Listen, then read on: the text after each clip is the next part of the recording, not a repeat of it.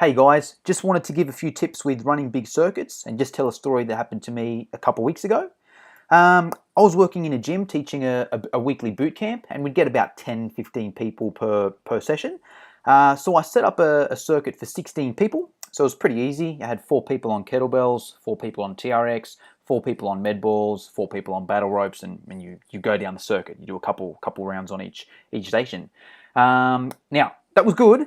But what happened is there was also another class running at the same time with similar numbers, but that trainer didn't come. So a whole nother 16 people came just as I was about to start my workout. So everything was set up. I only had 4 of everything, but I had to accommodate 32 people.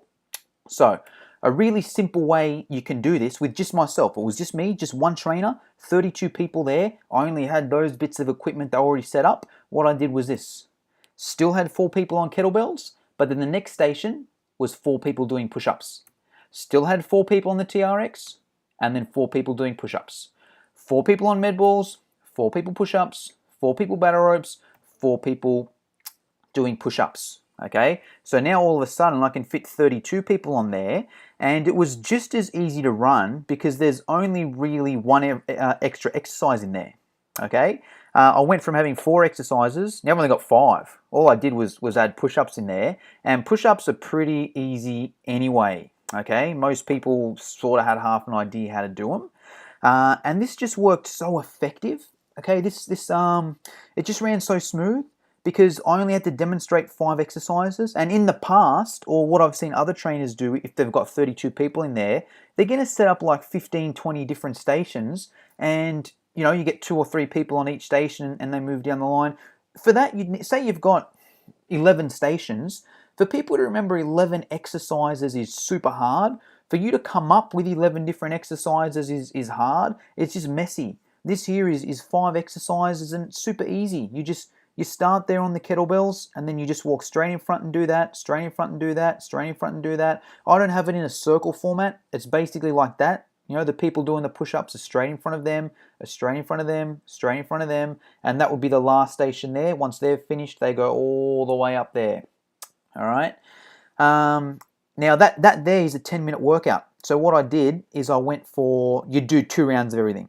So you'd go for 30 seconds on your exercise, you'd have a 10-second break, you'd do that again, okay, to allow you to get into the rhythm. You'd then move down the line and do the next exercise, 2 lots of 30 seconds, the next one, the next one, the next one, okay, and you keep moving down there, all right?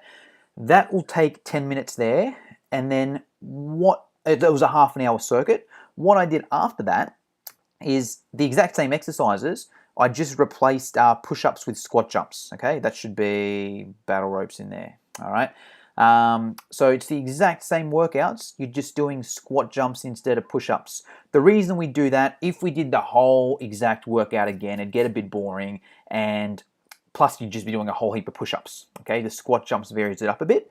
And I did the exact same kettlebell exercise, the exact same TRX exercise, because you need to do a few of them to get the hang of it, okay? That there's going to take you 10 minutes, but that's only if you're doing a minute on everything. So you're only doing a minute on kettlebell swings. That's not enough to get an effective workout. You do it again, okay? But the only difference is you put the squat jumps in instead of the push-ups in there, all right? And even with this big number, because everyone's just in rows of 4, you can see everyone so well, okay? It's not like a circle. If you've got everyone in a circle, you've got your back to half the group, okay? If you've got people in a line like this, just rows of 4 people, you can see everyone. There's no confusion. People are next to each other, so they look to the person to the left to see what they're doing, look to the person to the right. You look in front and see what you're doing next, all right? And the other advantage to this here is you can still give people good individual attention. So what I did, all right, is the first 10-minute one, so when it was the push-ups, I spent the first 30 seconds, I'd spend on the kettlebells, okay, and watch the group doing the kettlebells. The next 30 seconds, I'd go with the people on the TRX. And then when everyone would move down the line, I'd go back to kettlebells, back to TRX, back to kettlebells, back to TRX. So for that whole 10 minutes, I was just looking at kettlebells and TRX. So I got to have individual time with every single one of those 32 people, but only on the TRX or the kettlebell. But when we did it the second time around, I now know that everyone has a semi-decent idea on how to use the kettlebells and the TRX. So now I spend all my time on the med balls and the battle ropes. Okay? So, the first 30 seconds I was med balls, then battle ropes. Med balls, battle ropes. So still, everyone got individual intention from me, but now they got it on this end here. So by the end of the workout, I'd connected with every person in the group on every exercise. Okay, so they'd all had individual attention on every single exercise. And it was just so effective. Okay, for 32 people, if you find yourself in that situation and it's only you, it's obviously not ideal. If you've got a 30 or more than 30 people, you want 2 trainers there. But you're going to get situations where that happens. And so it's not a complete mess. This is the best way to do it. All right. Now,